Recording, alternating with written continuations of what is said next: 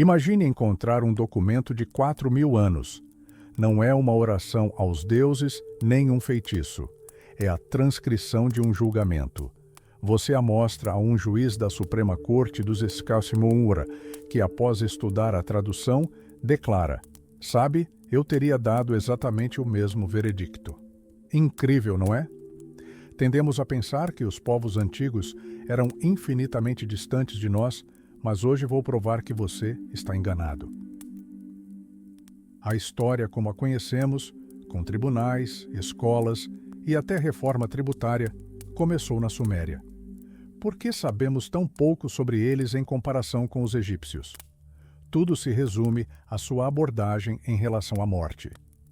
Os egípcios construíram túmulos grandiosos e providenciaram aos falecidos tudo o que precisavam, incluindo literatura. Os sumérios, por outro lado, eram práticos. Seu legado não é o ouro das pirâmides, mas sim bibliotecas de tabuletas de argila. Por muito tempo, os estudiosos acreditaram que esses textos eram pura teologia, hinos, salmos e profecias tediosas. Mas então, o professor Samuel Kramer entrou em cena. Ele decidiu olhar para esses pedaços de argila com outros olhos e descobriu pessoas vivas. Kramer tornou-se uma espécie de detetive histórico. Passou anos viajando para museus ao redor do mundo, desvendando quebra-cabeças a partir de milhares de fragmentos. Imagine, ele reconstruiu um texto de 600 linhas sobre os feitos do deus Ninurta a partir de minúsculos fragmentos espalhados por vários continentes. E é graças ao seu trabalho meticuloso que descobrimos que os sumérios inventaram quase tudo o que usamos hoje. Um exemplo? O primeiro parlamento bicameral da história. Sim, Kramer encontrou documentos de um conselho de anciãos e uma assembleia de guerreiros na antiga Uruk. E embora outros estudiosos tenham reclamado que o termo era moderno demais, a essência permanece a mesma. Há 5.000 anos, as pessoas já tentavam compartilhar o poder e negociar. Ou considere o primeiro exemplo de redução de impostos. Um governante de Lagash, chamado Urukagina, implementou reformas para proteger os pobres das ações arbitrárias de funcionários e sacerdotes. Parece familiar, não é? Mas como eles transmitiram esse conhecimento? Como criaram uma civilização que influenciou até mesmo os autores da Bíblia? A resposta está em uma palavra: escola. A escola suméria, ou Eduba, Casa das Tábuas, surgiu por pura necessidade. Impostos, colheitas e decretos reais precisavam ser registrados. Os primeiros livros didáticos foram encontrados entre as ruínas de Uruk. Eram simplesmente listas de palavras para serem memorizadas. Mas em meados do 3º milênio a.C., uma extensa rede de centros educacionais estava ativa por toda a Suméria. Essas não eram escolas para todos. As mensalidades eram caras, e como Kramer descobriu, aqueles que estudavam ali eram principalmente filhos dos cidadãos mais ricos e influentes, funcionários públicos, embaixadores e líderes militares. Sabemos disso porque seus cadernos escolares sobreviveram.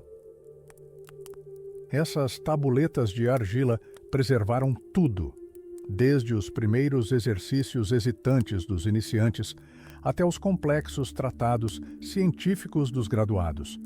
A escola na Suméria era um ambiente rigoroso, mas foi ali que se forjou o erudito universal. Esperava-se que um graduado fosse proficiente em tudo: botânica, zoologia, matemática e linguística. Mas ainda mais importante, as escolas se tornaram centros literários. Não se limitavam a copiar textos antigos, escreviam novas fábulas, elegias e sátiras. Sabe o que é mais engraçado? Encontramos anotações de professores sobre o dia a dia escolar deles. Aparentemente, os problemas eram os mesmos de 5.000 anos atrás. Professores rigorosos, alunos preguiçosos e tentativas intermináveis de memorizar a matéria. Os professores até complementavam a renda dando aulas particulares e escrevendo nas horas vagas, assim como os professores universitários de hoje. A história começa verdadeiramente na Suméria. E não é apenas uma frase bonita. Esta é a história de como a humanidade decidiu registrar seus pensamentos, suas leis e até mesmo seus erros em argila, para que 50 séculos depois pudéssemos lê-los e nos reconhecer nesses antigos escribas.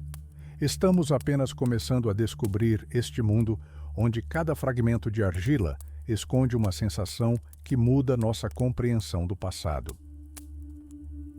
Acompanhe-me, pois diante de nós estão a primeira medicina do mundo, sua primeira agricultura e até mesmo a primeira Era de Ouro, sonhada na aurora dos tempos. Estamos apenas começando a descobrir este mundo, onde cada fragmento de argila guarda uma sensação que transforma nossa compreensão do passado. Acompanhe-me, pois diante de nós jazem os primeiros remédios, a primeira agricultura e até mesmo a primeira Era de Ouro, sonhada na aurora dos tempos. Mas antes de fundarem uma civilização, eles precisavam aprender a escrever. E é aqui que as coisas ficam interessantes. O assiriólogo alemão Nikolaus Schneider empreendeu um verdadeiro feito investigativo. Ele estudou milhares de tabuletas e descobriu os nomes de 500 escribas. Sabe o que é mais surpreendente? Para evitar confusão, eles listaram os nomes de seus pais. E quando Schneider compilou essa lista, ele se deparou com a imagem de um pequeno clube de elite. Os pais desses alunos eram governadores, embaixadores, líderes militares, sacerdotes ricos e tesoureiros. Em resumo, a escola suméria era um lugar para os filhos da alta sociedade. E sim, era um clube exclusivamente masculino. A lista não contém um único nome feminino. Como era essa escola do futuro do passado? Imagine a hierarquia. À frente estava o Ummia, um sábio conhecido como o pai da escola. Os alunos eram as crianças e o professor assistente era o irmão mais velho. Era esse irmão que preparava os exemplos de caligrafia e corrigia as tarefas de casa. Mas havia outra pessoa na equipe, cujo título soa ameaçador: aquele que empunha o chicote. Ele era o superintendente responsável pela disciplina. E acredite, o chicote nunca ficava ocioso em uma escola suméria. O que eles ensinavam? Temos dados únicos, as próprias tabuletas escolares, desde os primeiros rabiscos dos alunos da primeira série até os trabalhos perfeitos dos graduados. O currículo era dividido em duas vertentes: ciências rigorosas e escrita criativa. Mas não pense que os antigos sumérios eram simplesmente sedentos por conhecimento. Não, tudo era prático. Os professores criaram um sistema para classificar tudo o que existia. Os alunos passavam anos copiando listas de árvores, rochas, animais e cidades. Foi assim que nasceram a botânica, a zoologia e a mineralogia. E quando os acádios conquistaram a Suméria, os professores foram obrigados a criar os primeiros dicionários do mundo para preservar sua língua, que havia se tornado morta, mas sagrada. Mas a vida de estudante estava longe de ser romântica. Eram anos de trabalho exaustivo, da manhã à noite, sob a ameaça de castigo. E aqui encontramos um documento que lhe fará sorrir: a história do primeiro bajulador da história da humanidade. Um pobre estudante era constantemente espancado, às vezes por fofoca, às vezes por causa da letra feia, às vezes por se levantar sem permissão. Levado ao desespero, sugeriu ao pai: escute, que tal convidarmos o professor para vir à nossa casa e acalmá-lo? E funcionou. O pai preparou uma mesa suntuosa, deu roupas novas ao mestre e colocou um anel em seu dedo. E eis que o mestre subitamente viu a luz e começou a cobrir o menino de elogios, prevendo-lhe um futuro brilhante. 4.000 anos se passaram, e os métodos, como podem ver, não mudaram muito. Contudo, nem todos eram tão sutis. Os sumérios também nos legaram as primeiras evidências de adolescentes problemáticos. Em um texto, testemunhamos o eterno conflito entre pais e filhos. O pai, um escriba, pergunta ao filho: "Onde você esteve?" "Em lugar nenhum." Um diálogo familiar, não é? O pai está furioso. Ele não obrigou o filho a arar os campos ou carregar juncos. Queria lhe dar uma educação de prestígio, mas em vez disso, ele vagueia pelas ruas em busca de prazer. É nesse texto que a palavra Namlulu, humanidade, aparece pela primeira vez. O pai tenta explicar ao filho que ser humano significa criar, não simplesmente consumir. Mas o mundo, infelizmente, era governado não apenas por moralistas, mas também por políticos. E enquanto alguns debatiam a educação, outros travavam as primeiras guerras de nervos da história. Vamos a Istambul, ao Museu do Antigo Oriente. Lá, uma tabuleta menor que uma página de caderno contém 600 versos do poema épico sobre Enmerkar, governante de Uruk. Esta é a história do primeiro conflito internacional documentado. Enmerkar cobiçava as riquezas da distante cidade de Arata, escondida atrás de 7 cadeias de montanhas. Em vez de enviar um exército diretamente, lançou um ataque psicológico. Enviou um embaixador exigindo submissão e ameaçando destruir a cidade. O governante de Arata tentou resistir, propondo um duelo heróico e exigindo grãos em troca de ouro. Era um verdadeiro jogo de xadrez diplomático, com a sobrevivência de civilizações em jogo. Enmerkar usou de tudo, desde rituais religiosos a feitiços mágicos, tentando demonstrar que os deuses estavam do seu lado. Assim, entre as tabuletas de argila, não vemos arquivos empoeirados, mas pessoas vivas, professores severos, alunos assustados, pais irados e reis ambiciosos. Os sumérios foram os primeiros a registrar seus erros, para que nós, 50 séculos depois, pudéssemos nos reconhecer neles. E este é apenas o começo de nossa jornada através dos séculos. Ainda há muitos segredos a serem descobertos, ocultos na argila por milhares de anos. Imagine, a Primeira Guerra Fria da história começou não por causa de mísseis nucleares, mas por causa de grãos e pedras preciosas. Enmerkar, o governante de Uruk, jogou um jogo perigoso. Ele não apenas enviou uma caravana de suprimentos para a distante Arata, ele lançou um desafio. Seu mensageiro cruzou as montanhas para dizer: "Reconheça minha grandeza, dê-me lápis lazuli e ouro, e você não passará fome." Mas o governante de Arata não se intimidou.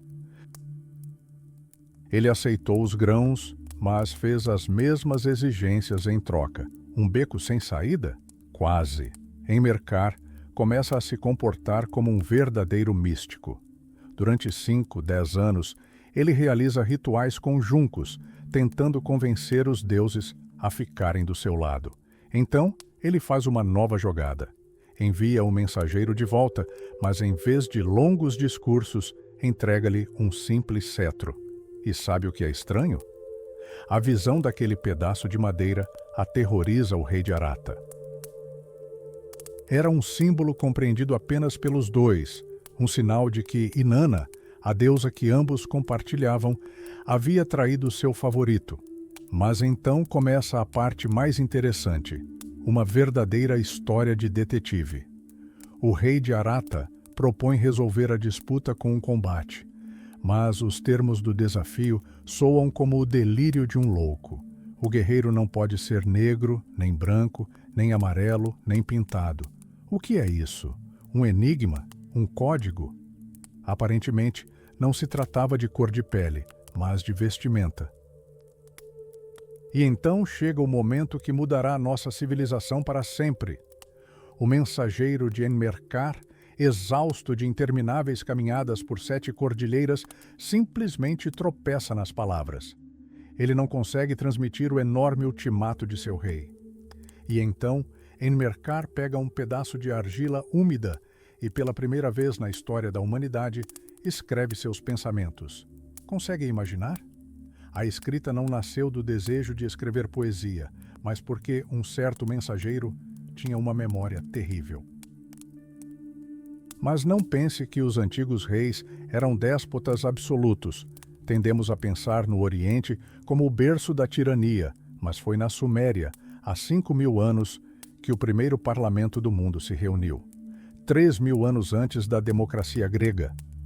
Quando o rei Aga de Kish ameaçou Uruk com guerra, o lendário Gilgamesh não tomou a decisão sozinho.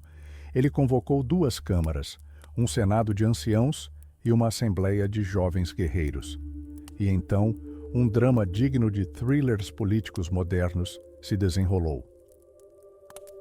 Os anciãos, cautelosos e temerosos, votaram pela paz a qualquer custo, estavam prontos para se ajoelhar. Mas Gilgamesh, pressentindo a força e a ousadia da juventude, marchou em direção à câmara inferior, e os guerreiros escolheram a liberdade. Esse conflito geracional é o primeiro embate documentado entre partidos políticos na história. Mas como sabíamos disso? Graças àqueles que chamamos de primeiros historiadores, embora, francamente, eles não se considerassem como tal. Para os escribas sumérios, a história não era um processo de desenvolvimento. Eles acreditavam que o mundo havia sido criado perfeito e imutável desde o princípio. Imagine a lógica deles. Os deuses nos deram cidades, leis e o arado, tudo pronto. Nenhum progresso, apenas a vontade divina. Contudo, foi na cidade de Lagash, 5 séculos depois de Gilgamesh, que surgiram aqueles que começaram a registrar não apenas listas de compras, mas uma crônica de guerras.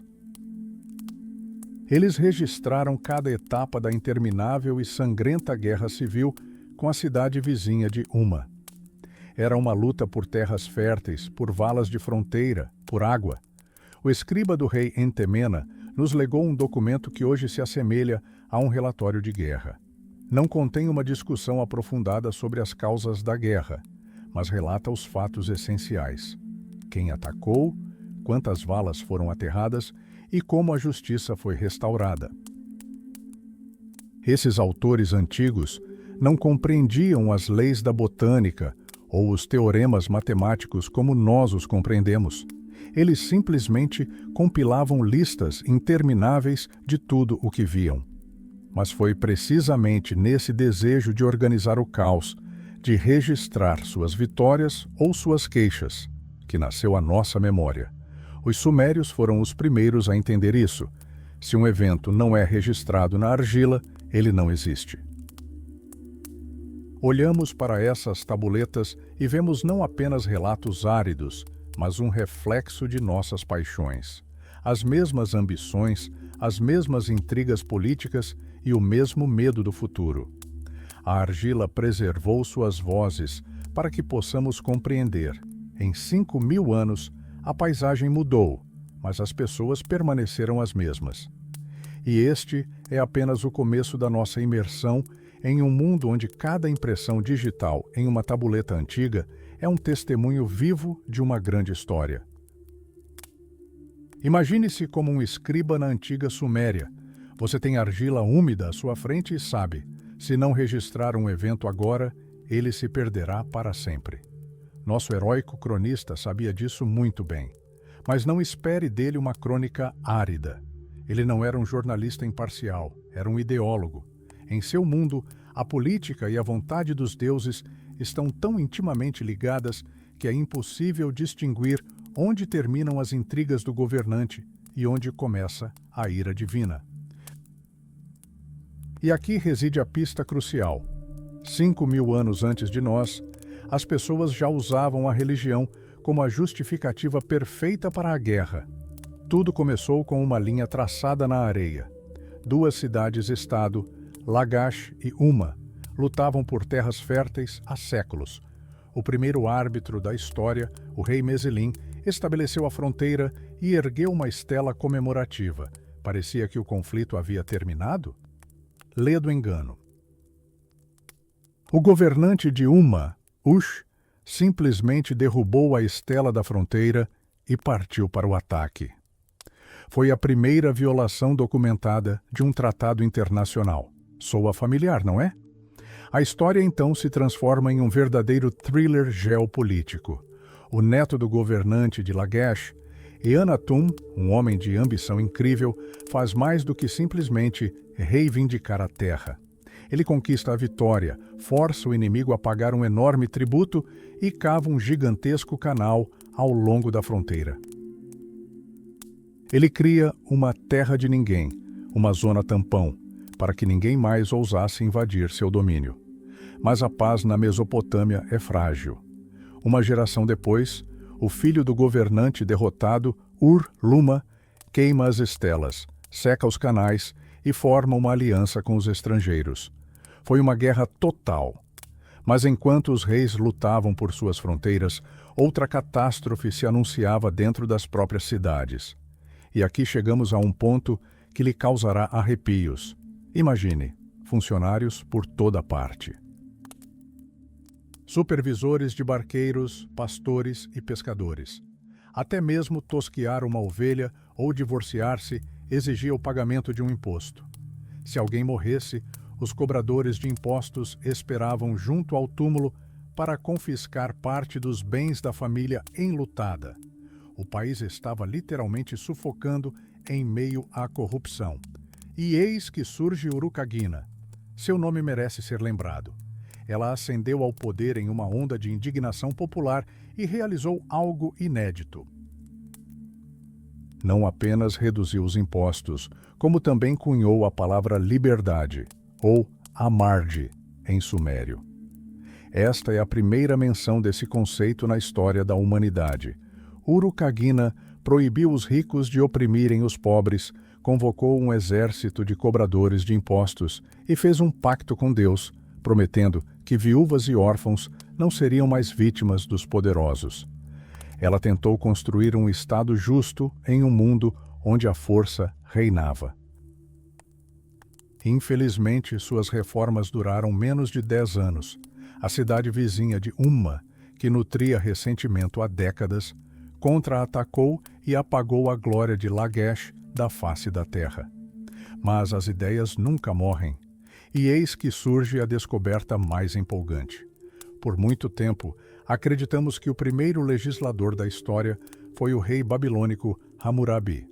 Sua estela de diorito no Louvre parece ser o ápice da justiça antiga, mas a história adora surpreender. Em 1952, nos porões do Museu de Istambul, entre milhares de fragmentos de argila, foi encontrada uma discreta tabuleta. Quando os cientistas a decifraram, o mundo ficou estupefato. Era o Código de Leis do rei Ur-Nammu, escrito 300 anos antes de Hammurabi. Ur-Nammu compreendeu que a preservação do Estado exigia não apenas espadas, mas também regras uniformes. Ele introduziu um sistema de pesos e medidas para impedir que os comerciantes fraudassem seus clientes. Decretou que um órfão não deveria ser vítima de um homem rico. Mas o mais surpreendente foi sua abordagem à justiça. Ao contrário das posteriores e severas leis do olho por olho, Ur-Nammu preferia multas monetárias. Ele buscava quantificar os danos em vez de simplesmente aumentar a violência. Ao observarmos essas tabuletas rachadas, compreendemos a luta por fronteiras, as maldições contra as autoridades fiscais e a sede de justiça. Isso é o que nos tornou humanos por 50 séculos. Os escribas sumérios nos legaram mais do que simples registros de grãos e batalhas. Deixaram-nos um espelho, e quando contemplamos esses sinais cuneiformes, vemos nosso próprio reflexo. Esta é a verdadeira memória da humanidade, congelada em argila cozida. E acreditem, isso é apenas a ponta do iceberg da nossa história. Você provavelmente já ouviu falar da dura lei bíblica olho por olho, dente por dente. Parece ser o fundamento da justiça antiga, mas e se eu lhe dissesse que, milhares de anos antes da Bíblia, os sumérios eram muito mais humanos? Em vez de mutilar criminosos, eles criaram um sistema de penalidades monetárias. E esses não são apenas parágrafos áridos, são histórias vívidas que farão seu coração disparar. Avançando para 1850 a.C., no coração da Suméria, ocorre um assassinato brutal. 3 homens, um barbeiro, um jardineiro e outro homem, matam um oficial do templo chamado Lu-Inanna. Mas algo estranho acontece imediatamente depois. Os assassinos vão até a esposa da vítima, Nindada, e contam tudo a ela. E ela permanece em silêncio. Ela não recorre às autoridades, não clama por vingança, simplesmente fecha a porta atrás deles. Mas a justiça na Suméria tinha um alcance muito maior. O rei soube do assassinato e levou o caso ao Tribunal Supremo em Nippur. Imagine a cena, uma assembleia de cidadãos aos berros, 9 acusadores exigindo a morte não só dos assassinos, mas também da esposa silenciosa. Para eles, o silêncio dela constituía cumplicidade. Mas então entra em cena a defesa. 2 membros da Assembleia apresentam um argumento que soa incrivelmente moderno. Sim, ela sabia. Mas ela cometeu o assassinato? Ela era obrigada a sustentar o marido que, além disso, nem sequer lhe fornecia o mínimo necessário. E o tribunal a absolve. Basta punir aqueles que de fato mataram, declara a inscrição cuneiforme. Sabe o que é mais surpreendente? Em meados do século XX, esse texto foi traduzido e enviado a um membro da Suprema Corte dos Estados Unidos. Seu veredito foi inequívoco. Juízes modernos teriam chegado exatamente à mesma conclusão. 4.000 anos se passaram e a lógica da justiça não mudou nada. Mas se você pensa que os sumérios eram avançados apenas na corte, prepare-se para se surpreender. Em 1889, arqueólogos desenterraram uma pequena tabuleta do tamanho de um smartphone moderno em Nippur. Descobriu-se que era a primeira farmacopeia do mundo, uma coleção de receitas. E não há uma palavra sobre magia, nenhum encantamento sequer, nenhuma menção a demônios. Apenas ciência pura e evidências empíricas. Os médicos sumérios usavam de tudo, desde sais a asfalto, de cascos de tartaruga a peles de cobra. Mas a base eram as plantas: tomilho, mostarda, salgueiro, pera, figo. Eles sabiam como moer os ingredientes até virarem pó e misturá-los com cerveja ou vinho para criar remédios.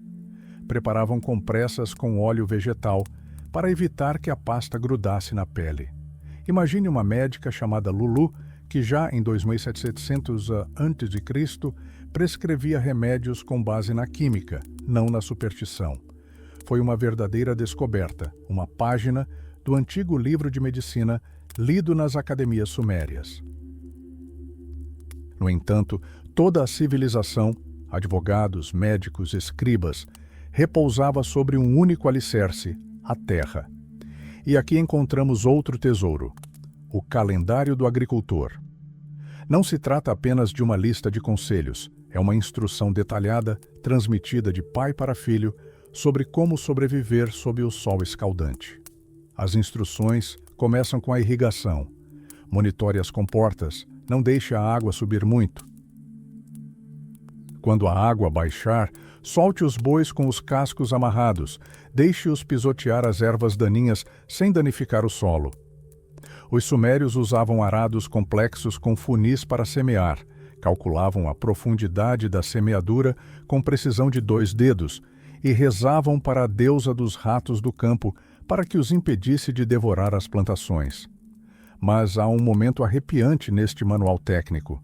O autor exorta o agricultor: quando chegar a colheita, não seja ganancioso. Deixe alguns dos grãos que caírem no campo para os pequeninos e os respingadores. Este princípio de misericórdia, que encontraremos mais adiante na Bíblia, teve origem aqui mesmo, no Eduba sumério. Todos esses textos, sobre direito, medicina e trabalho, não foram escritos por trabalhadores comuns, mas pelos humanistas da época, professores de antigas academias. Eles criaram essas anotações para transmitir seu conhecimento. E quando lemos seus conselhos hoje, compreendemos a luta pela colheita, a busca pela cura da dor e a sede por um julgamento justo. É isso que nos une através do abismo de 50 séculos. Essas tábuas não são apenas de barro, são um espelho no qual nos vemos refletidos. E acredite, isso é apenas a ponta do iceberg da nossa história. Você já se perguntou o que temos em comum com as pessoas que viveram há 50 séculos? Estamos acostumados a considerá-las primitivas, mas essas tabuletas de argila sugerem o contrário. Elas não são apenas arquivos, são verdadeiras instruções de sobrevivência escritas por professores de antigas academias. E acredite, o que você está prestes a ouvir fará com que você reconsidere a própria essência da nossa civilização. Imagine que você é um agricultor na antiga Suméria. A vida da sua família está em risco. O preço de um erro é a fome. Então você abre um caderno daquela época. As instruções dizem: cuidado. Assim que você atrelar o segundo boi ao arado, eles devem arar como um furacão. Não há espaço para preguiça aqui. O texto exige literalmente: vigie seus trabalhadores, não os deixe parar por um segundo. Eles devem labutar por 10 dias seguidos, dia e noite, sob a luz das estrelas. Por que tanta crueldade? Porque, como diziam os antigos, o arado provê sustento. Mas arar era apenas o começo. Os sumérios eram muito precisos. Eles tinham que desenhar exatamente 8 sulcos para cada garage. Quanto mais profundo o sulco, mais alta a cevada. Essa regra de ouro era válida há 5.000 anos e ainda é válida hoje. E quando chegava a hora de semear, o semeador tinha que ficar de olho na semente. O grão tinha que cair exatamente a 2 dedos de profundidade. Se errasse, tudo estava perdido. Era preciso trocar a relha do arado. Toda a colheita estava comprometida. Agora imagine que os brotos surgiram. Você acha que pode respirar aliviado? Não. Agora começa a batalha contra a natureza e os pássaros. Você deve oferecer orações à deusa Ninquilim e regar o campo rigorosamente de acordo com um cronograma. A primeira vez é quando a cevada preenche o sulco, a segunda quando atinge a altura de uma esteira e a terceira é a rega de verdade. Se a cevada ficar vermelha, é um desastre, uma praga na plantação. Mas se você fizer tudo certo, na 4ª vez a terra o recompensará com uma quantidade extra de grãos. Era a verdadeira matemática da sobrevivência. Mas a Suméria é muito mais do que suor e terra. É também o lar de histórias incríveis que parecem estranhamente familiares. Você provavelmente já ouviu a história bíblica dos rios de sangue do Egito? Bem, muito antes disso, a Suméria tinha um mito sobre o jardineiro Chucalituda. Ele era incrivelmente trabalhador, mas seu jardim estava morrendo sob os ventos escaldantes e a poeira da montanha. Então, ele voltou seu olhar para as estrelas, estudou os presságios e compreendeu as leis dos deuses. Ele plantou uma árvore sarbatu com uma copa tão densa que sua sombra protegia as plantas do amanhecer ao anoitecer.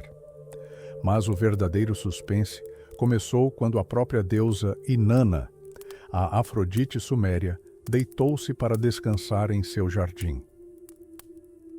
Um jardineiro mortal aproveitou-se de seu cansaço e cometeu um ato que os deuses jamais perdoariam.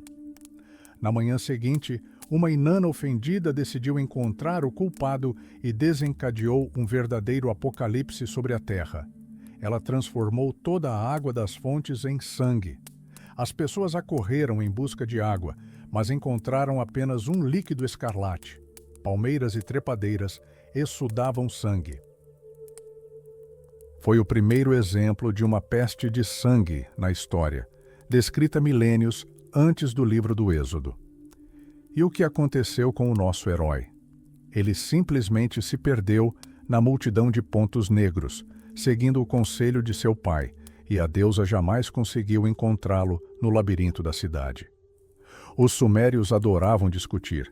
Eles até tinham um gênero literário próprio, as disputas. Uma das mais famosas é a batalha entre a enxada e o arado. O arado se comportava como um aristocrata.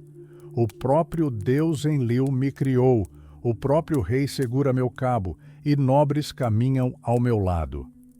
Mas a enxada retrucou: amigo, você trabalha apenas 4 meses por ano e esconde o resto. E eu cavo canais, construo casas para reis, fortaleço muralhas e mantenho as ruas em ordem.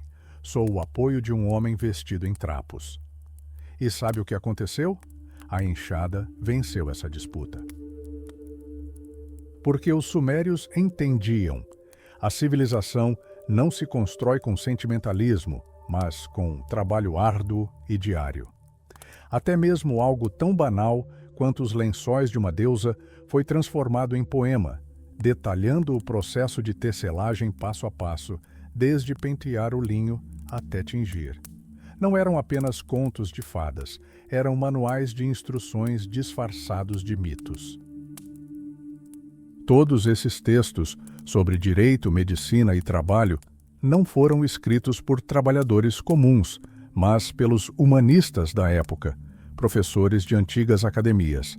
Eles criaram essas anotações para transmitir seu conhecimento. E quando lemos seus conselhos hoje, entendemos a luta pela colheita, a busca pela cura da dor e a sede por justiça. É isso que nos une através do abismo de 50 séculos. Essas tábuas não são apenas de barro, são um espelho no qual nos vemos refletidos. E acredite, isso é apenas a ponta do iceberg da nossa história. Ainda temos que descobrir quais outros segredos esses gênios de cabeça negra do passado escondem. Fiquem atentos, porque as coisas mais interessantes estão sempre escondidas sob uma camada de poeira. Essas tábuas não são apenas de barro, são um espelho no qual nos vemos refletidos. E acredite, isso é apenas a ponta do iceberg da nossa história. Ainda precisamos descobrir quais outros segredos esses gênios de cabeça negra do passado escondem. Fiquem ligados, porque as coisas mais interessantes estão sempre escondidas sob uma camada de poeira. Mas para entendermos esse povo, precisamos nos perguntar: em que se baseava sua ciência? Sobre quais alicerces os sumérios construíram sua visão de mundo, que mais tarde se tornou a base de quase todas as religiões do Oriente Médio? Imagine o mundo pelos olhos de um filósofo sumério de 5.000 anos atrás. Para ele, o universo era Anki, literalmente céu-terra. A Terra era um disco plano e o céu um vazio delimitado por 2 superfícies sólidas. De que eram feitos? Não há uma resposta definitiva, mas os sumérios chamavam o estanho de o metal do céu. Pense nisso. Talvez eles acreditassem que uma gigantesca cúpula de estanho brilhava sobre suas cabeças. E entre essa cúpula e a terra pulsava Lil, o vento, o espírito, a atmosfera. Tudo o que vemos no céu, o sol, a lua e as estrelas, eles acreditavam ser feito da mesma substância que o ar, simplesmente dotada do dom mágico da luminescência. E toda essa estrutura permanecia imóvel em meio a um oceano primordial infinito. Mas eis o que realmente vai te surpreender. Como eles achavam que tudo isso aconteceu? Os sumérios acreditavam no poder das palavras. Se um governante terreno podia construir uma cidade simplesmente dando uma ordem, por que um deus não poderia criar um mundo simplesmente pronunciando seu nome? Essa era a doutrina do pensamento criativo. Conceber, falar e a realidade se transforma. Soa familiar, não é? Essa ideia da palavra divina então se espalharia como um fio condutor ao longo dos milênios. Mas quem administrava esse mecanismo complexo? Os sumérios eram pragmáticos. Observavam suas cidades e viam. Um superintendente supervisionava os campos, um engenheiro os canais e um rei a ordem. Portanto, o universo também deveria ter seus administradores. Assim, nasceu o panteão dos Dingir, seres semelhantes a nós, porém imortais.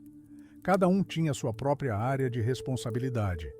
Um supervisionava o arado, outro a forma de tijolos, um terceiro todo o planeta. E se esses administradores renunciassem ou morressem repentinamente, o mundo simplesmente entraria em colapso, mergulhando no caos primordial. O medo desse caos levou os sumérios a literalmente cobrirem os deuses de presentes. À frente dessa corporação celestial estavam os 4 grandes, o deus do céu, An, o deus do ar, Enlil, o deus da água, Enki, e a deusa-mãe, Ninhursag. Mas o personagem mais interessante era Enlil.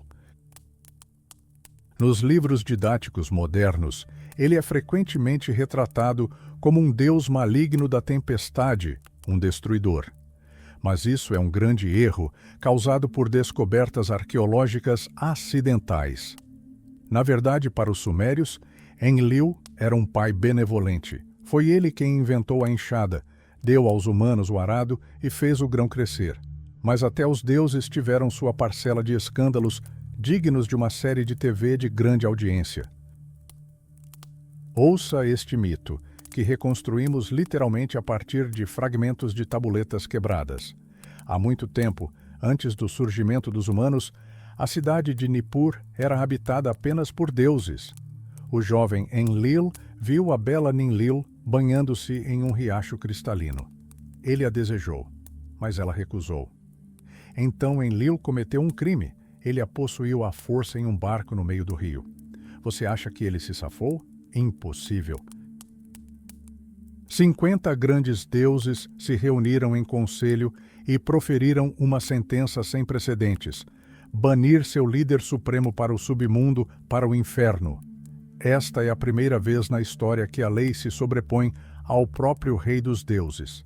Então começa o verdadeiro suspense. Ninlil, já grávida do futuro deus da lua, o segue até o submundo. Enlil percebe que, se seu filho nascesse lá, ele permaneceria para sempre nas trevas. Então ele coloca em prática um plano engenhoso. Ele muda de aparência 3 vezes, fingindo ser um guardião, depois um barqueiro dos mortos, e a cada vez encontra Ninlil novamente. Por quê? Para que ela possa dar à luz mais 3 filhos, divindades do submundo. Eles deveriam agir como substitutos, permanecendo nas sombras no lugar de seu irmão mais velho, o deus da lua, para que ele pudesse ascender aos céus e iluminar nosso caminho na noite. Esses mitos não são apenas contos de fadas. São uma tentativa de explicar por que o mundo funciona da maneira que funciona. Os deuses sumérios comiam, bebiam, se apaixonavam e cometiam erros. Eram dolorosamente humanos. E mesmo que sua lógica às vezes nos pareça estranha, lembremos, eles não tinham microscópios, mas tinham intelectos brilhantes. Construíram seu universo a partir do que viam ao seu redor.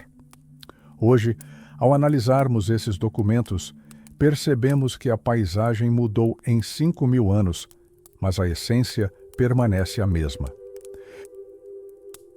Ainda buscamos justiça, tememos o caos e tentamos compreender quem realmente controla essa imensa máquina chamada universo. Mas as coisas mais incríveis ainda estão por vir, porque escondidas entre essas ruínas jazem as respostas para perguntas que ainda não tivemos a chance de fazer. Inscreva-se para não perder o restante da nossa imersão no abismo dos séculos. A parte mais emocionante ainda está por vir. Há 5.000 anos, a paisagem era diferente, mas a paisagem em que a humanidade vive permaneceu praticamente inalterada. Ainda buscamos justiça, tememos o caos e tentamos compreender quem realmente controla esta imensa máquina chamada universo. Mas o mais incrível nos aguarda. Escondidas entre as ruínas da Mesopotâmia estão as respostas para perguntas que ainda não tivemos tempo de formular. Imagine um mundo onde os deuses não são meras entidades abstratas, mas supremos burocratas e engenheiros da realidade. No centro deste mundo está Enlil, cuja luz penetra o próprio coração da terra. Ele se senta em um estrado branco, aperfeiçoando as leis do poder. Os deuses do céu tremem diante dele e os deuses da terra se curvam em temor. Sua cidade, Nippur, inspira humildade. Enlil não é apenas um governante, ele é um guardião da ordem. Ele exerce uma vasta influência e não permitirá que os ímpios, ou os que quebram tratados, escapem de suas correntes. Para os sumérios, Nippur era o santuário da grande montanha, o pai Enlil. Suas leis são tão imutáveis quanto o céu e tão insondáveis quanto o abismo. Sua voz é uma prece e seu ritual é inestimável. A sombra deste Deus se estende por todas as terras e a altura de seu templo alcança o coração dos céus. Mas eis o paradoxo. Enlil determina destinos, mas não é o único que constrói este mundo. Enquanto Enlil dava instruções gerais, outra figura era responsável pelos detalhes e pela execução. Enki, o deus do abismo e da sabedoria. Considere isto, foi Enki, o engenheiro inventivo e corajoso, quem trouxe ordem à vida na terra. Ele transferiu a arte do artesanato da morada de Enlil para seu templo em Eridu. Enki se autodenominava a verdadeira semente do grande touro selvagem e um poderoso furacão. Ele controlava todo o universo, sendo o ouvido e a mente de todas as terras. Foi ele quem fez com que os rios Tigre e Eufrates se enchessem de água cristalina, confiando-os aos cuidados do deus Enbilulu. Ele dirigia o arado, esculpia sulcos sagrados e fazia o grão crescer. Enki foi quem criou os tijolos, lançou os alicerces das casas e até inventou a tecelagem. Mas aqui, a trama toma um rumo inesperado, quase cinematográfico. Entra em cena Inanna, a ambiciosa deusa do amor e da guerra.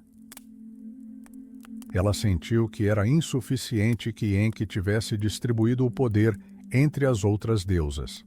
Ela foi até ele e perguntou diretamente: "Por que você não me deu, a divina Inanna, nenhum poder?" E aqui começa a verdadeira história de detetive. Inanna planejava fazer de sua cidade, Uruk, o centro da civilização. Para isso, ela precisava de mim, as leis e ordenanças divinas que governam o mundo.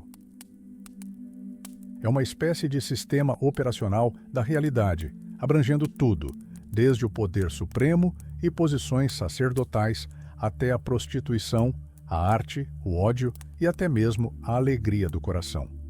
Ao todo, são mais de 100 elementos. Inanna viaja para Eridu para encontrar Enki.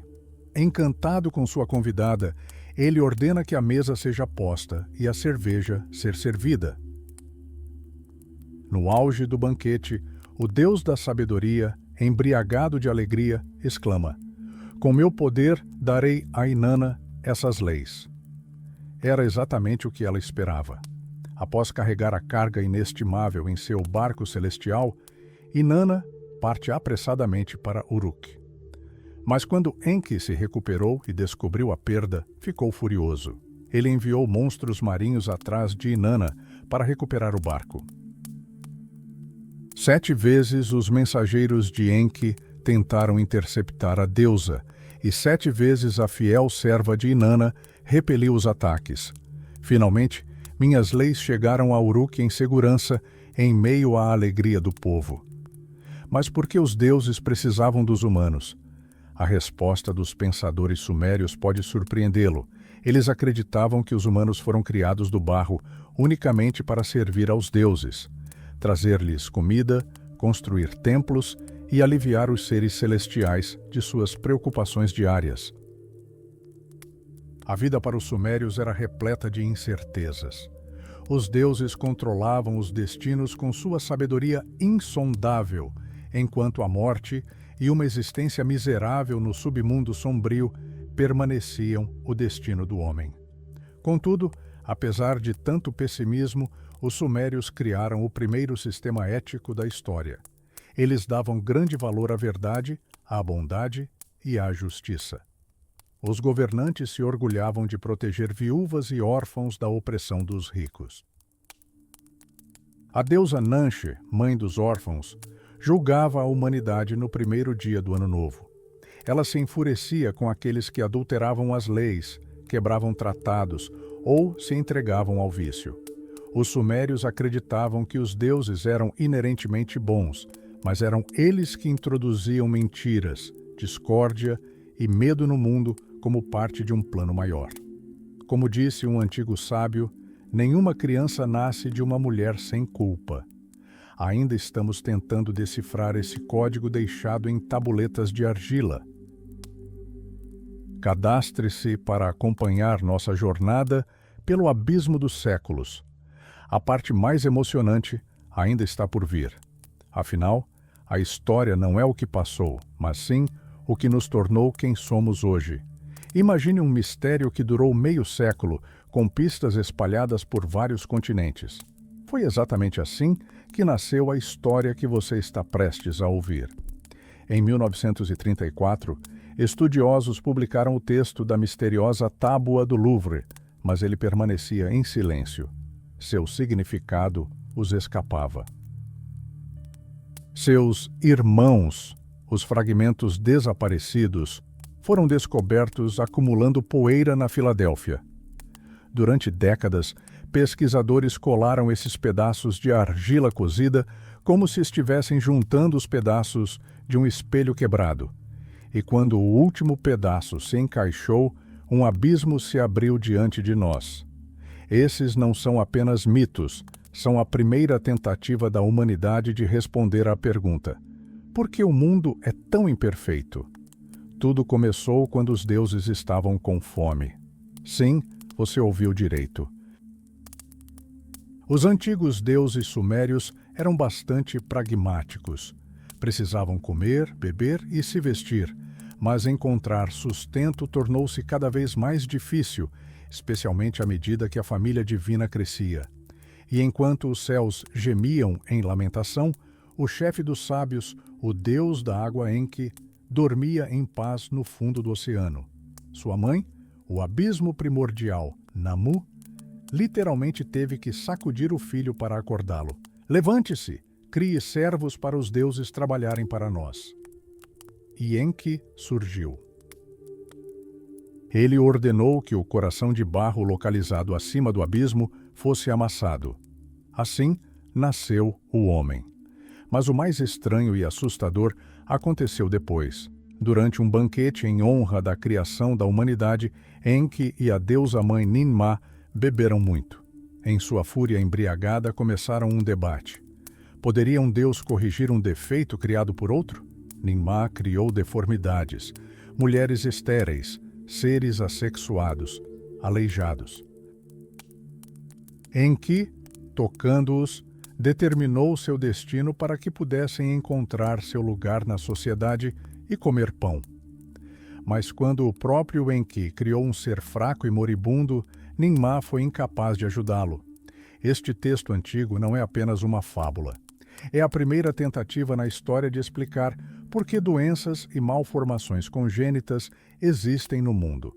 Para os sumérios, era o resultado de uma disputa divina e um erro acidental sob a influência do vinho. Mas se fomos criados para trabalhar, como podemos sobreviver? Os sumérios acreditavam que a civilização era uma dádiva. O deus do gado, Lahar, e a deusa dos grãos, Ashnan, desceram dos céus quando os deuses Anunnaki perceberam que não conseguiam se fartar do alimento celestial. Antes do surgimento dos humanos, os deuses pastavam como ovelhas e bebiam água de valas. os humanos receberam o sopro da vida apenas para cuidar dos currais e abastecer os celeiros. Esta é a amarga verdade da filosofia suméria. Estamos aqui para alimentar aqueles que estão acima de nós. Mas a vida não é só trabalho, é também sofrimento. 1000 anos antes do Jó bíblico, viveu um homem na Suméria que fez aos céus a mesma pergunta: por quê? Ele era rico, sábio e justo, mas em um único dia perdeu tudo.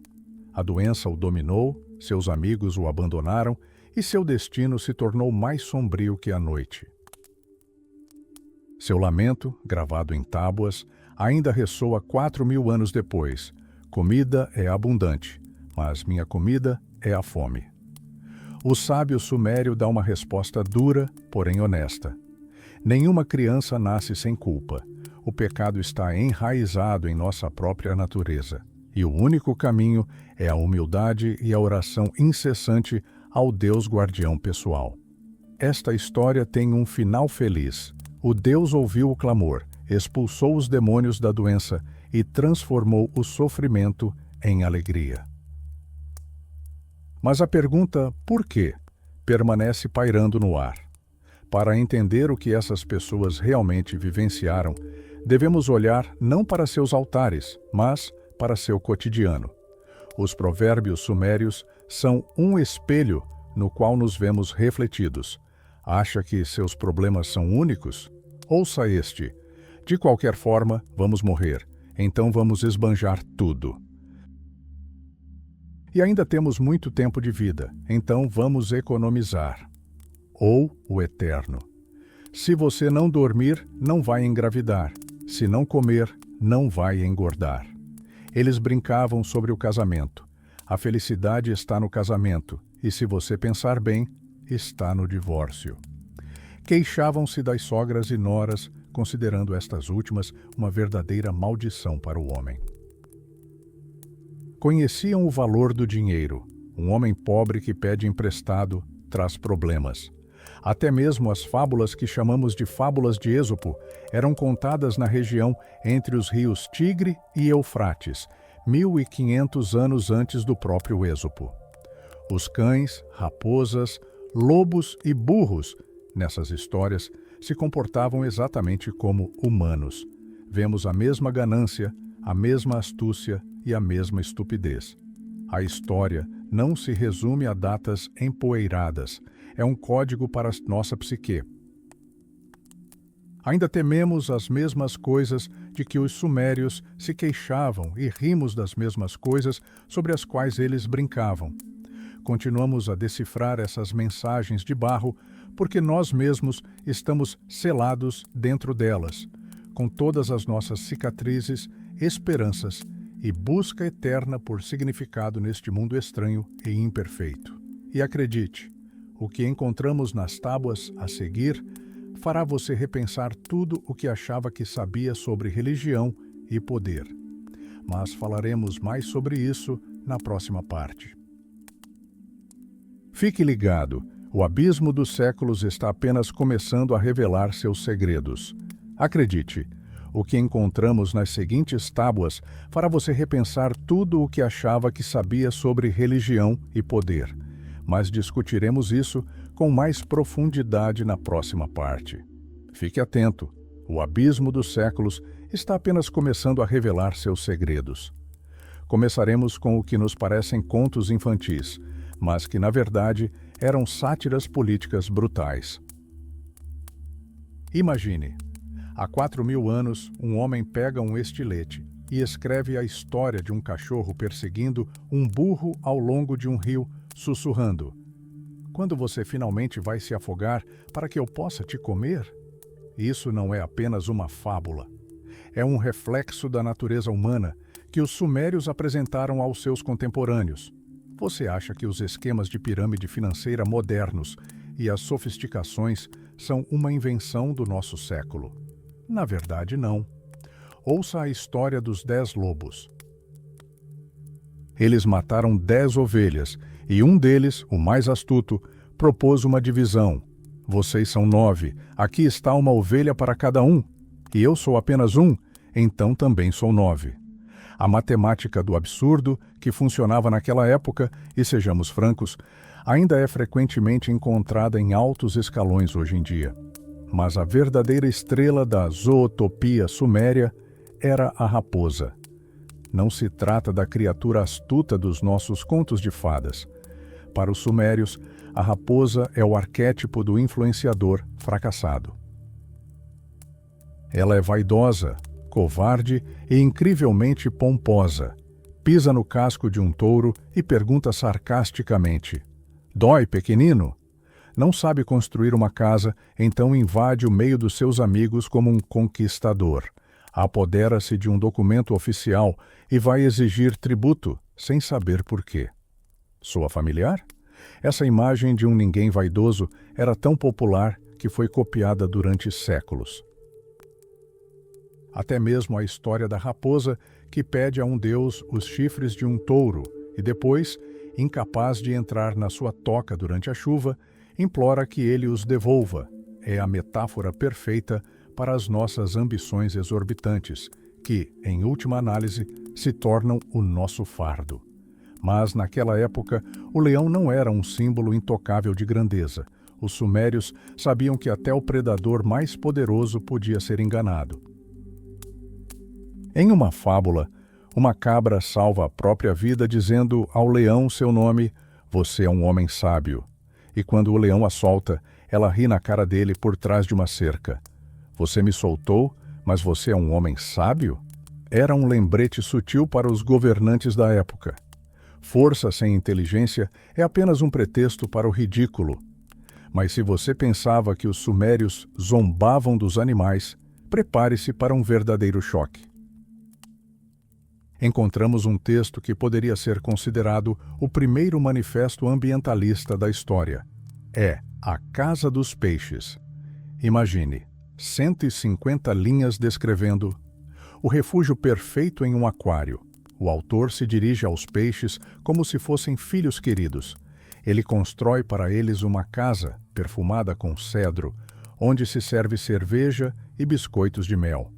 Ele convida todos os parentes dos peixes, pais, irmãos e até mesmo o sogro, prometendo-lhes completa proteção contra redes, pássaros e crocodilos. Por que isso era necessário? Talvez fosse um ritual mágico para atrair presas, ou talvez fosse a primeira tentativa da humanidade de criar um refúgio seguro em um mundo onde a sobrevivência era uma luta diária. Ele chega a descrever a raça elétrica, um peixe com pele coriácea e uma cauda semelhante a um chicote que eletrocuta seus inimigos. Para os habitantes daquela época, isso era um verdadeiro milagre, selado em argila. Os sumérios adoravam debater. Sua literatura é uma batalha intelectual sem fim. Eles criaram o gênero do debate, no qual tudo era contestado: verão e inverno, prata e bronze, arado e enxada. Não se trata apenas de um exercício retórico, é uma tentativa de classificar o mundo. No debate entre verão e inverno, o deus Enlil escolhe o inverno porque ele traz a chuva e dá a luz à terra. E na famosa disputa entre o pastor e o agricultor pelo coração da deusa Inanna, vemos a raiz de todos os futuros conflitos humanos. O pastor Dumuzi literalmente bombardeia seu oponente com argumentos. Meu creme é melhor que sua cerveja, minha lã é mais macia que seu linho. E embora Inanna inicialmente queira escolher o agricultor, o pastor vence com sua determinação e riqueza. Esta foi a primeira batalha das profissões da história e guarda uma semelhança impressionante com os debates modernos. Repare como esses textos antigos confundem as fronteiras do tempo. Rimos das mesmas piadas, tememos a ganância da mesma maneira e tentamos provar quem tem o emprego mais importante. O macaco na Casa da Música, forçado a catar comida, escreve uma carta lacrimosa para sua mãe. E sentimos sua dor. O cavalo derruba seu cavaleiro e lamenta suas dificuldades, e nos reconhecemos nele na manhã de segunda-feira. mas guardei a parte mais intrigante para o final. Todas essas fábulas, debates e reservas naturais são apenas um prelúdio para a forma como os sumérios concebiam a própria estrutura do universo. No próximo capítulo, passaremos dos animais aos deuses e veremos como foram criadas as primeiras regras celestiais da história, como surgiram as cidades, por que os deuses decretaram que o homem deveria sofrer e qual segredo se esconde nas listas dos primeiros reis, cada um dos quais reinou por 30.000 anos. Continue conosco, porque a história da humanidade é muito mais estranha e fascinante do que qualquer sucesso de bilheteria de Hollywood. Estamos apenas começando a explorar. Imagine um mundo onde leões não atacam cordeiros, lobos não raptam crianças e a velhice e as doenças simplesmente não existem. Esta não é uma descrição do paraíso para a escola dominical. Este é Dilmun, o Éden sumério, escrito milhares de anos antes dos primeiros versículos da Bíblia. Mas não se apressem a acusar os autores antigos de plágio. Vamos aprofundar e descobrir por que nossa história começou com uma tradução errônea que determinaria o destino das mulheres pelos próximos 30 séculos. O paraíso sumério era um lugar reservado exclusivamente aos deuses. Ali, a grande mãe Ninhursag cultivava 8 plantas sagradas, mas o deus da água, Enki, movido pela curiosidade ou simplesmente pela fome, decidiu comê-las, uma a uma. Imagine a fúria da deusa. Ela amaldiçoou Enki e seu corpo literalmente começou a se desintegrar. 8 de seus órgãos doíam e ele estava à beira da morte. E é aqui que as coisas ficam interessantes. Para salvar o deus, Ninhursag criou 8 divindades curadoras. Uma delas deveria curar a costela de Enki. Em sumério, a palavra para costela é pronunciada ti, mas essa mesma palavra significa dar vida. A deusa era chamada Ninti, Senhora da Costela, ou Senhora que dá vida. Quando essa história foi adaptada para outras culturas séculos depois, o trocadilho se perdeu e assim nasceu a estranha lenda da criação de uma mulher a partir da costela de um homem. Uma simples peculiaridade linguística que se tornou dogma. Parece incrível, não é? Mas isso é apenas a ponta do iceberg. Se você achava que a história de Noé e a Arca era única, conheça Ziusudra. Muito antes do dilúvio bíblico, os deuses da Suméria decidiram que a humanidade era barulhenta demais e precisava ser silenciada para sempre. Mas o deus Enki, um velho conhecido nosso, decidiu salvar seu amado. Ziusudra está diante da parede de sua casa de junco e, de repente, a própria parede começa a falar com ele. Uma voz divina o adverte: construa um grande navio, pois em breve os céus se abrirão. Durante 7 dias e 7 noites, a tempestade literalmente varreu o mundo da face da terra. Quando o primeiro raio de sol, o deus Utu, rompeu as nuvens, Ziusudra abriu a janela de sua nave e sacrificou um touro. Por salvar a semente da humanidade, os deuses lhe concederam o que todos os heróis antigos almejavam: a imortalidade. Ele foi transportado para Dilmun, a terra da luz eterna.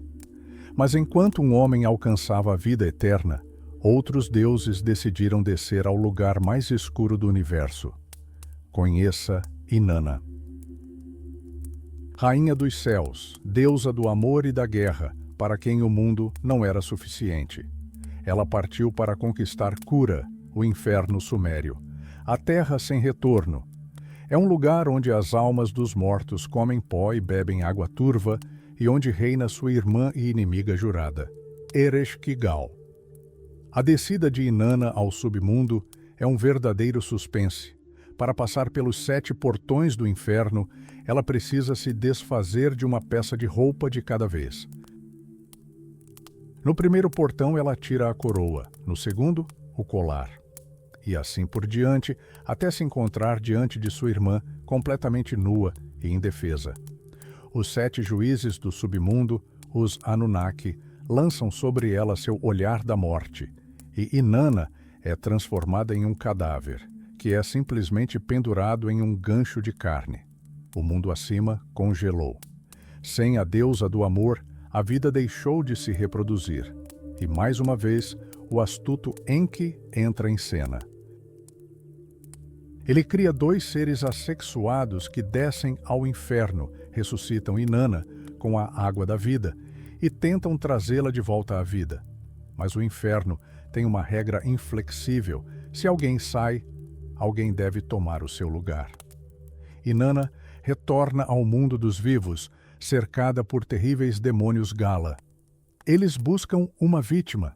Primeiro, querem capturar os governantes das cidades que lamentaram a deusa em meio à poeira e trapos, mas Inanna os poupa. E assim chegam a Kulab, onde seu marido, o pastor Dumuzi, em vez de lamentar a esposa, senta-se tranquilamente em seu trono, trajando vestes luxuosas. Sua fúria foi instantânea. Ele apontou o dedo para ele e ordenou aos demônios: levem-no. Esta é a primeira lenda da história sobre traição, ressurreição e o terrível preço do poder. Aterrorizado, Dumuzi reza ao Deus Sol para que transforme suas mãos em serpentes e escape dos demônios, mas não há como escapar do destino na Suméria. Por que os deuses são tão cruéis? Por que permitem o sofrimento daqueles que eles mesmos criaram do barro? A resposta está oculta nas próprias listas de reis que governaram por 30.000 anos. Estamos apenas começando a compreender sua lógica. Diante de nós estão as leis celestiais, as regras pelas quais as primeiras megalópolis do planeta foram construídas, e o segredo que os sumérios tentaram nos transmitir através da areia espessa.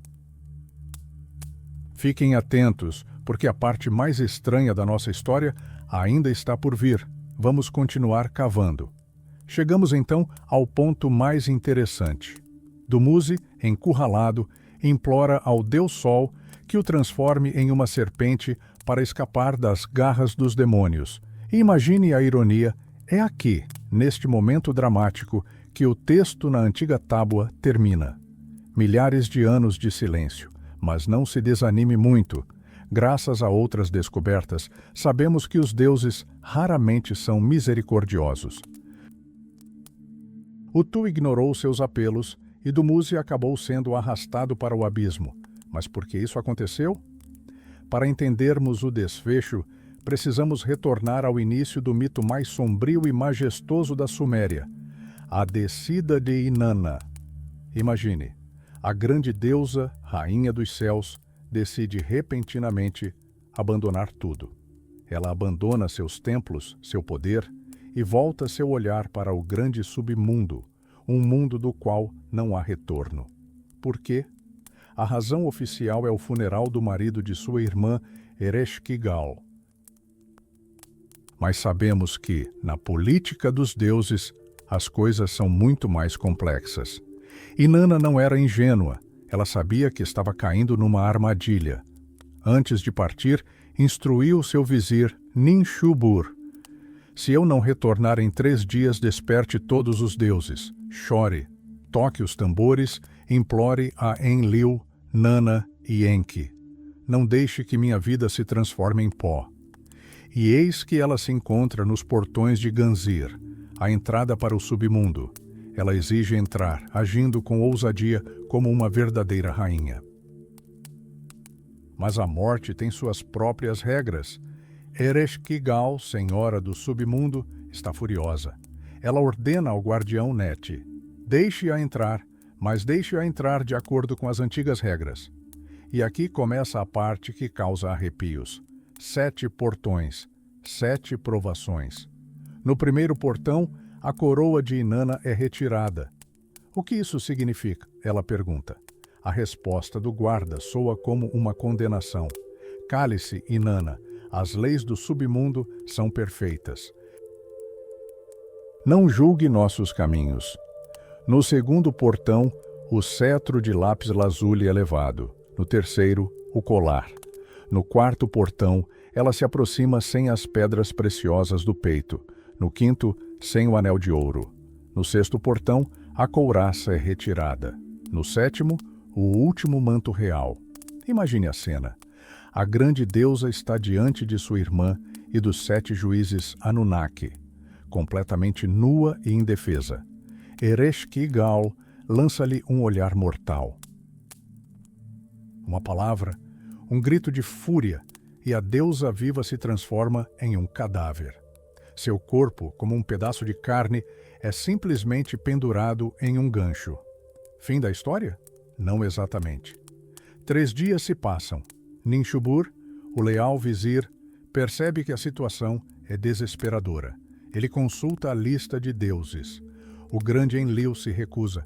O deus da lua, Nana, parte. E somente Enki, o deus da sabedoria, decide intervir. Mas como alguém pode ser salvo do mundo dos mortos? Enki recorre ao engano.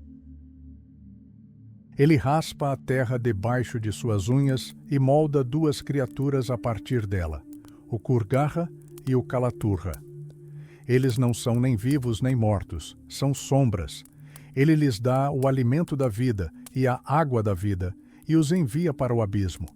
Eles escapam dos guardas, encontram o cadáver de Inanna, o ungem com essência mágica e a deusa ressuscita. Mas o submundo não deixa sua presa escapar tão facilmente. Quem saiu ileso do inferno? Gritam os Anunnaki. Querem ascender? Encontrem um substituto. Inanna retorna à Terra acompanhada por um séquito de demônios aterrorizantes. Eles não comem nem bebem, simplesmente aguardam suas presas. Primeiro ela visita as cidades de Umma e Bad Tibirá. Os deuses locais caem ao chão aterrorizados, e Inanna, vendo sua dor, os poupa. Mas quando chega a Kulab para ver seu marido Dumuzi, ela presencia uma cena chocante. Em vez de lamentar a morte de sua esposa, Dumuzi está sentado em seu trono, trajando vestes luxuosas, desfrutando da vida. Eis que surge a ira divina. Inanna lança-lhe aquele mesmo olhar mortal. É ele, grita ela aos demônios. Agarrem-no! E aqui o círculo se fecha. Dumuzi chora, implora a Utu que se transforme em serpente, mas seu destino já está selado. Sabe o que é mais surpreendente nessa história? Por muito tempo, os estudiosos acreditaram que Inanna desceu ao submundo para salvar o marido. Durante décadas, acreditamos nessa linda história de amor. E somente em meados do século XX, quando fragmentos de tabuletas espalhadas entre Istambul e Filadélfia foram reunidos, a verdade veio à tona. Não foi uma operação de resgate, foi vingança. Mas os mistérios não terminam aí. Em 1957, uma tabuleta foi descoberta no Museu Pushkin, em Moscou, que revolucionou nossa compreensão da vida após a morte suméria. Eram 2 elegias, os mais antigos cânticos fúnebres da história da humanidade. Através delas, aprendemos detalhes incríveis. Descobriu-se que o Sol não desaparece simplesmente após o pôr do Sol. Ele continua sua jornada pelo mundo dos mortos, iluminando-o. E a deusa da Lua, Nana, passa seu dia de sono lá. Os sumérios acreditavam que mesmo naquele mundo terrível havia a possibilidade de justiça. Se o deus Sol Utu proferisse um veredicto favorável, a alma do falecido poderia encontrar um vislumbre de felicidade. Estes textos, escritos por professores de escolas antigas para seus alunos, transmitem o lamento da alma de um homem chamado Ludingirra, que chora a morte de seu pai e esposa. Esta é a primeira tentativa na história de expressar a dor da perda em poesia sublime. Costumamos pensar nos antigos como primitivos, mas, ao lermos estas linhas, percebemos que seus medos, sua raiva e seu amor eram tão intensos quanto os nossos. Eles buscavam nos transmitir ensinamentos, como nos relacionar com os deuses, como aceitar o inevitável e o que nos aguarda além do limiar final. E embora tenhamos decifrado as tabuletas de argila, as areias da Suméria ainda guardam segredos que nos fazem gelar o sangue. Vamos continuar a escavar, porque a história está apenas começando. Fiquem ligados, esses versos não são apenas literatura, são instruções de sobrevivência quando a luz se apaga. Imagine-se diante de um abismo, tendo apenas um pedaço de barro com um texto de 5.000 anos. Os antigos oravam aos deuses, que Gilgamesh se tornasse seu coração, que suas dívidas fossem perdoadas e que aqueles que você deixasse para trás fossem felizes. Eles acreditavam que as palavras podiam abrir um caminho através do vazio. Mas por trás dessas orações esconde-se algo aterrador. Escutem como seus entes queridos choraram. Um dia terrível chegou, clama o texto. A morte é comparada a uma rede que cai sobre um pássaro, a uma armadilha na qual uma mãe de muitos filhos é aprisionada. Eles viram a mulher que amavam estendida imóvel, como uma estátua de ouro, e se perguntaram o que ainda fazemos hoje. Por quê? Porque o grito de alegria não retorna, porque a sacerdotisa não entra no templo e porque o vinho e a cerveja não alegram mais o coração. O marido dessa mulher, Aldingirra, vagueia por Nippur vestido em farrapos, recusando-se a comer. Seus gemidos são como o rugido de uma fera ferida. Onde estão agora aqueles belos lábios? Onde está meu diamante inestimável? Ele clama no vazio. Esta não é apenas uma história. É o grito de um homem que percebeu pela primeira vez que a morte é definitiva. E para lidar com esse horror, os sumérios criaram mitos sobre aqueles que desafiaram o próprio destino. Sobre heróis que lutaram contra dragões. Estamos acostumados a pensar em São Jorge como o primeiro a matar o dragão. Mas 3.000 anos antes dele, batalhas assolavam as areias da Suméria, sacudindo a terra. Os sumérios chamavam esse monstro de Kur. Ele não era apenas um monstro, mas a personificação do caos, guardião das águas subterrâneas. Em um mito, o deus da água Enki parte em perseguição a Kur em seu navio. O dragão atira pedras enormes contra ele e as ondas açoitam as laterais da barcaça como lobos, mas o deus persiste. Por quê? Para salvar a deusa sequestrada. Isso lhe soa familiar? Esta é a raiz de todas as lendas de cavalaria, nascida na poeira da Mesopotâmia. Havia outro herói, Ninurta. Ele lutou contra o demônio da doença, Assag. Mas eis a ironia, quando o monstro morreu, o mundo não melhorou. Pelo contrário, um apocalipse começou. A água doce parou de fluir para os campos, o tigre secou e uma terrível fome se alastrou. Ninurta foi forçado a construir gigantescas barragens de pedra para salvar a civilização. Esta é a primeira história a sugerir que derrotar o mal pode ser mais custoso do que a própria guerra. Mas a batalha mais importante foi travada por um homem, Gilgamesh. Sua história é um manifesto para a corrida contra o tempo.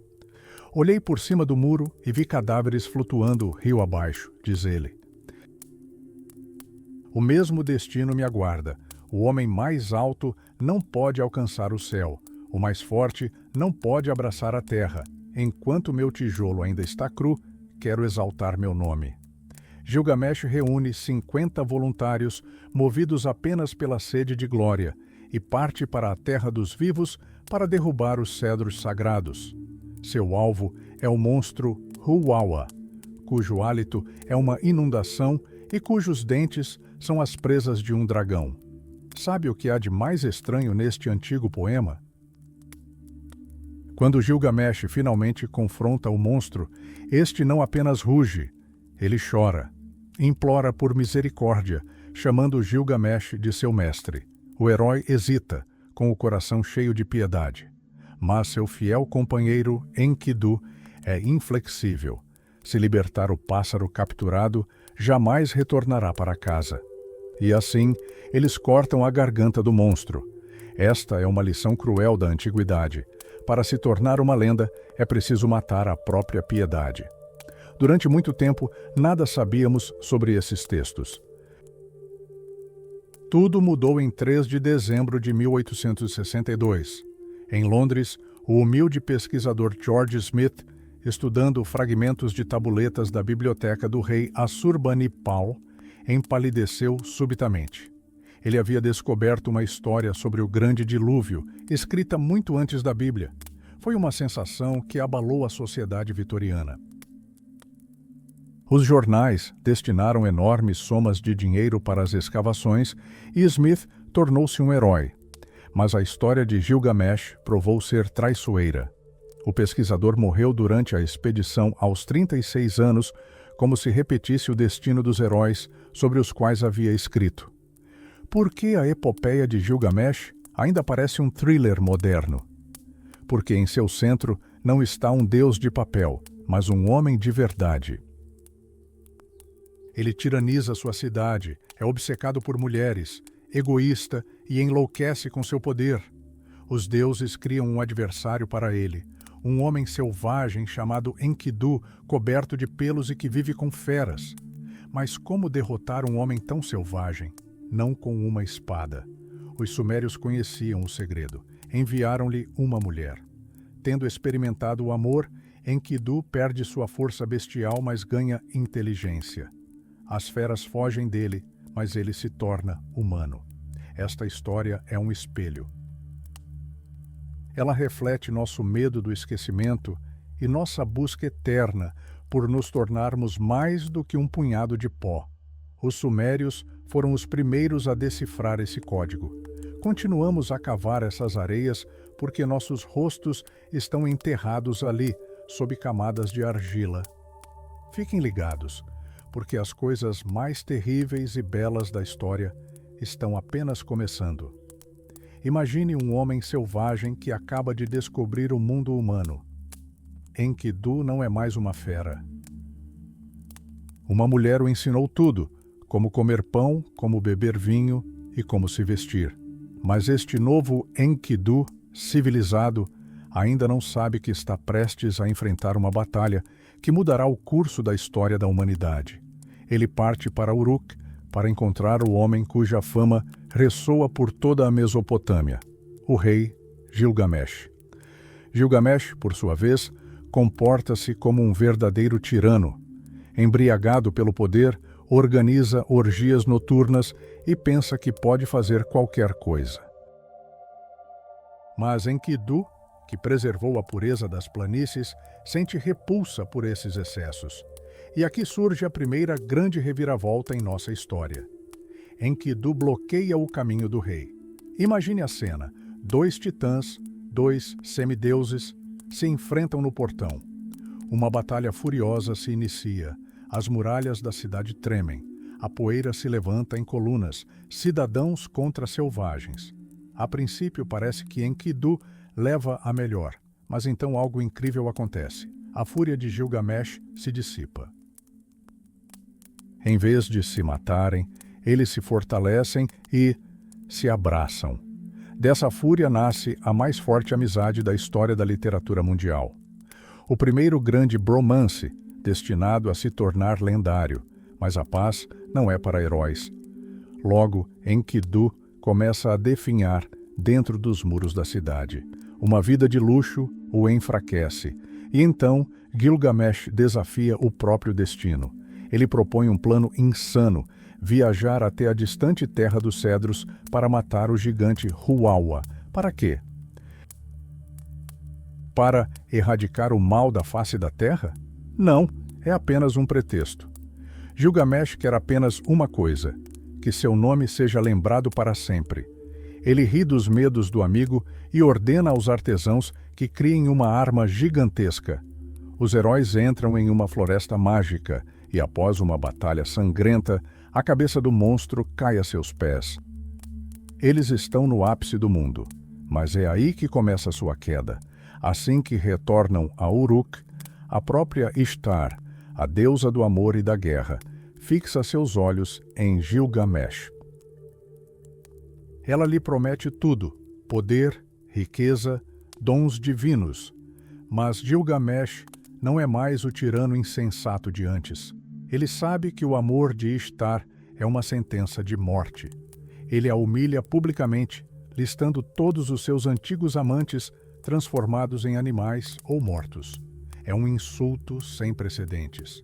Furiosa, Ishtar chantageia o Deus Supremo An, ameaçando libertar os mortos do submundo, a menos que lhe seja entregue o touro do céu para executá-los. O monstro desce à terra, massacrando centenas de guerreiros com um único sopro. Mas nossos heróis triunfam mais uma vez. Eles matam o touro, desafiando o próprio céu. Este é o ápice de seu triunfo, mas os deuses não perdoam tamanha insolência. O destino age de forma insidiosa e inesperada. Pelo assassinato de Huawa e do touro, os deuses condenam Enkidu à morte. 12 dias de agonia, e Enkidu morre nos braços de seu amigo. E aqui, a história se transforma de um filme de ação heróica em um profundo drama psicológico. Gilgamesh está devastado.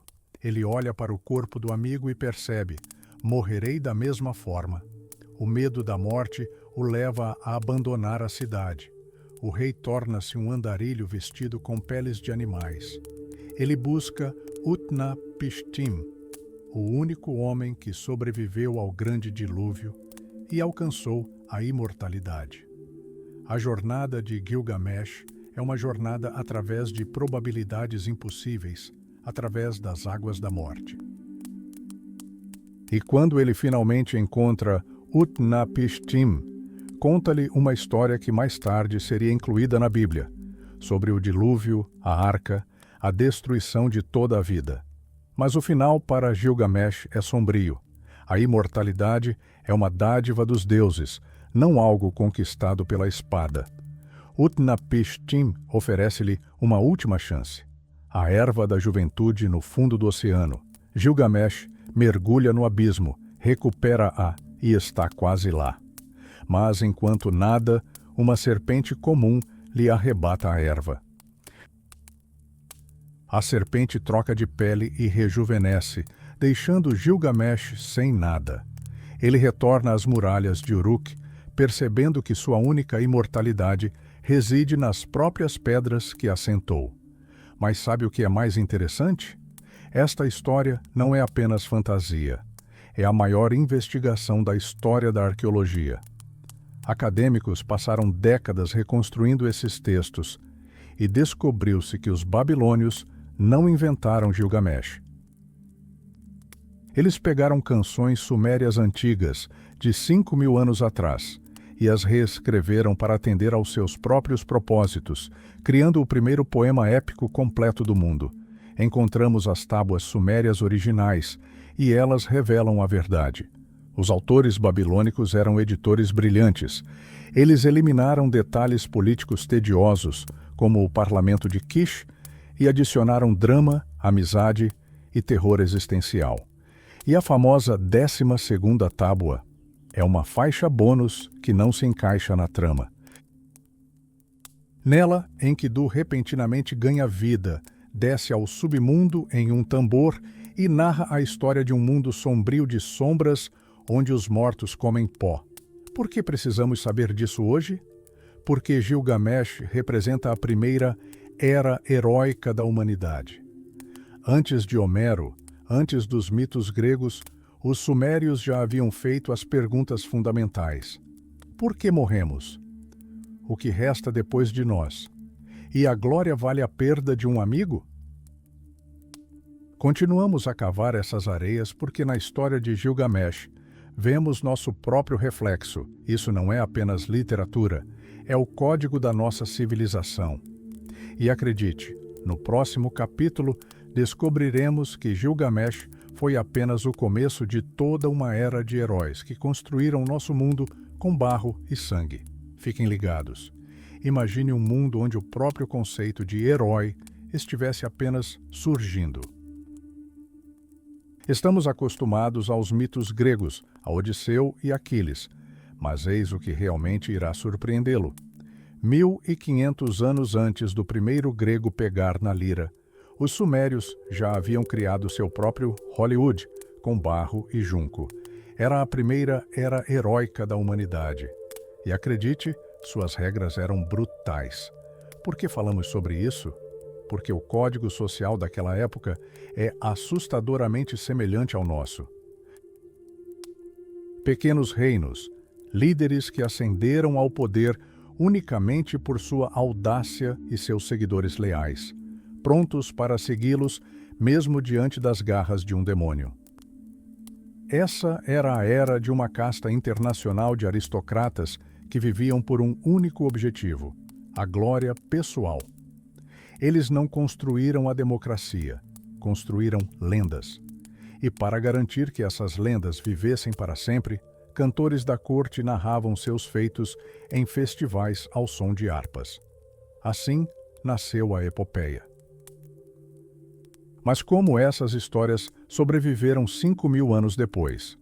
O mais interessante é que os sumérios, os gregos e até mesmo os antigos germânicos compartilhavam o mesmo cenário. Os heróis são semideuses.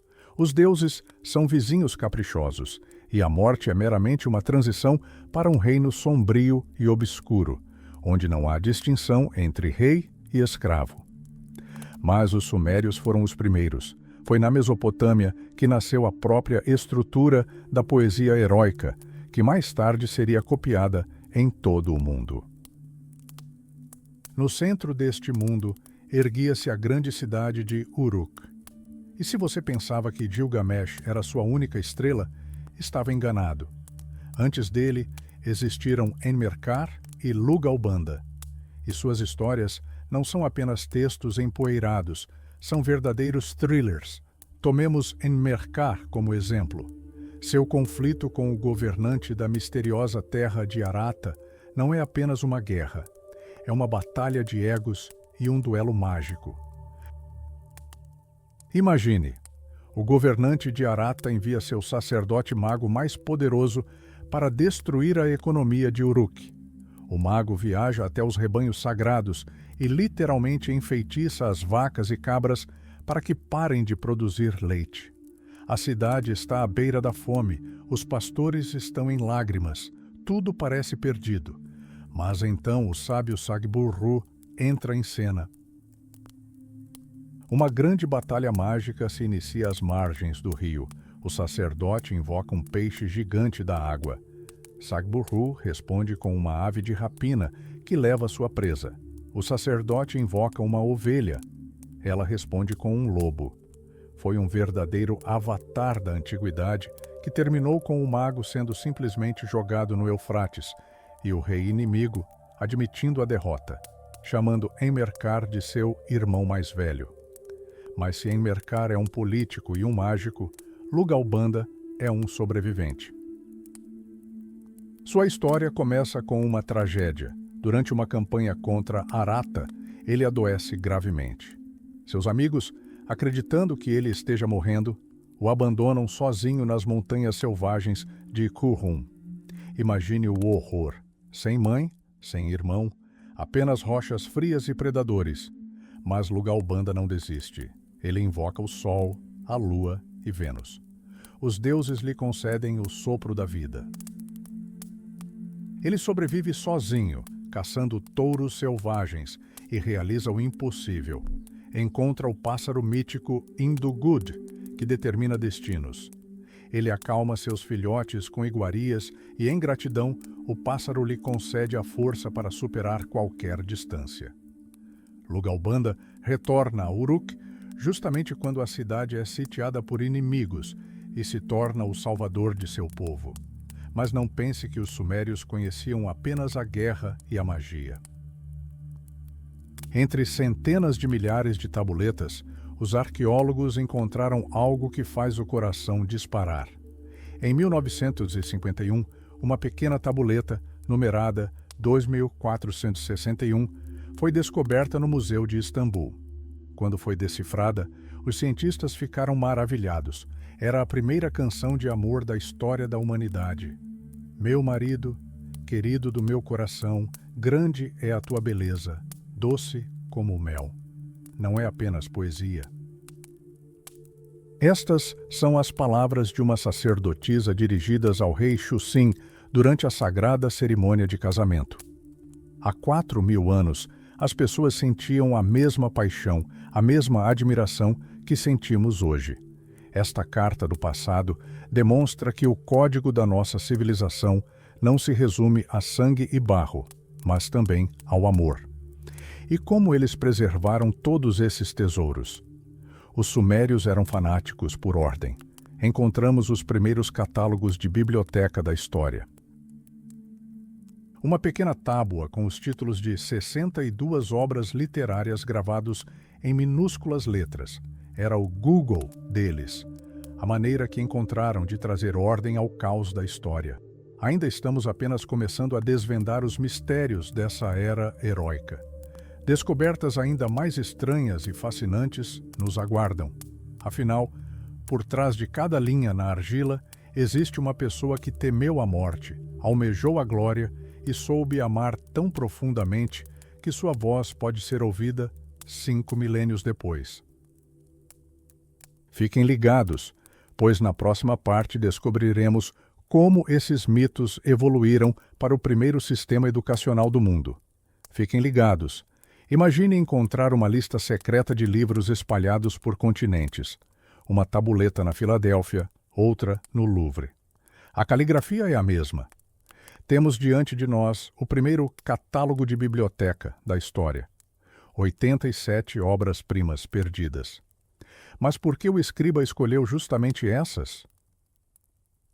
O mistério dessa lista reside não apenas no caos dos arquivos, mas também nos próprios alicerces da primeira escola do mundo.